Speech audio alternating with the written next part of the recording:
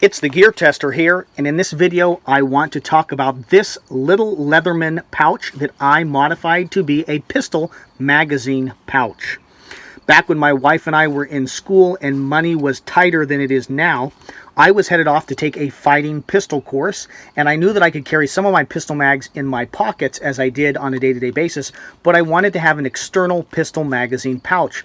And I didn't have the additional funds to just go out and get a high-quality Kydex or some other kind of webbing pistol mag pouch for my belt. So I took this little Leatherman pouch that has some elastic there, and I ended up modifying it to fit my needs.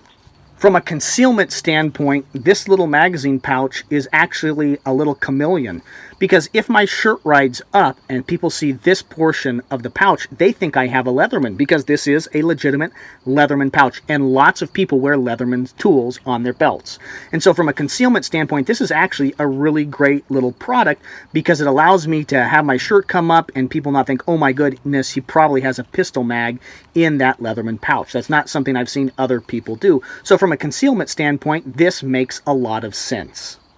What I wish I would have had money for and time to be able to get was a pouch like this. This is an SO eGear pistol mag pouch with belt attachment on it. And these come as individual mags pouches, double mag pouches, triple mag pouches, and you can even get 4 mags all together with that same backing on them, or MOLLE backing. And that's what I really would have liked to have to take to my fighting pistol course. But because funds were tight, I modified this little Leatherman pouch, and it actually taught me a lot about pistol magazine pouches. One thing that I've always wanted to emphasize is making sure that my pistol mag pouches, when they're external pouches, that they kept the magazine in them. I've always been more worried about making sure that when I needed my gear, it was attached to me rather than emphasizing speed. So open top mag pouches have always been something that I've avoided, because I find that the magazines eventually fall out. And if they fall out when I'm training, they'll certainly fall out when I'm doing everyday life or when I'm needing to really move in a dangerous situation. So I've always wanted pistol mag pouches that fit on a belt, but that made sure that they retained the magazine so that I'd have it when I needed it. So I took this little Leatherman pouch, and the first problem I encountered was the fact that this little leather snap would not go over the Glock 17 mag. The Glock 17 mag was significantly longer than the standard Leatherman that was supposed to fit in this pouch. So I cut the leather and I sewed this tan piece of webbing in there.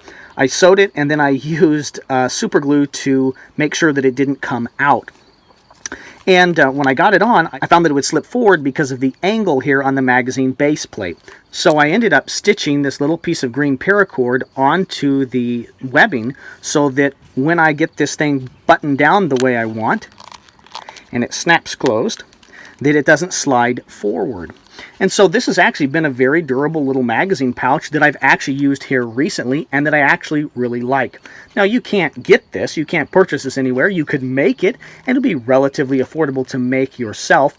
I'd actually say go and spend your hard-earned money and save your time and energy, get one of these SO eGear pistol mag pouches. But I would encourage you, if you're tight on funds, experiment.